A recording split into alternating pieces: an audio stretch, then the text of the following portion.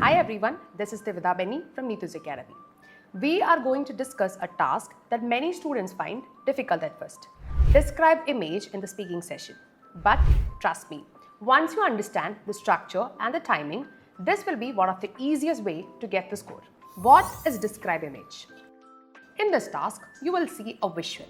It could be a bar graph, line graph, pie chart, table, map, a process, or even a real-life photo. Your job is to look at the image, identify the key features, and describe the image. Here is how the timing works. You'll get 25 seconds to prepare. Just observe and plan what you'll say. Then you'll have 40 seconds to speak. You'll hear a beep sound and the microphone will start recording. Very important. If you stay silent for more than 3 seconds, your mic will close and your response won't be recorded. What to focus on?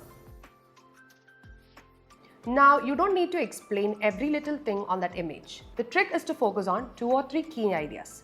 Think about what is the type of image? What does it show or compare? What is the highest or lowest point? Is there any overall trend or pattern?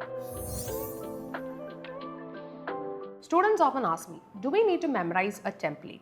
Not really. If you have a good idea on the structure and the key ideas, you can actually speak it very clearly and confidently. Let me show you an example so that you will get more idea about the same. So here we have a bar graph titled Population Growth in 4 countries. It shows the population growth rate in India, China, Brazil and the USA.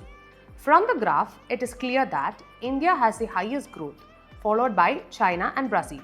The USA has the lowest rate of growth among the 4. Overall, this graph shows that developing countries tend to have faster population growth compared to developed ones. So this is a small idea regarding how you can explain this image.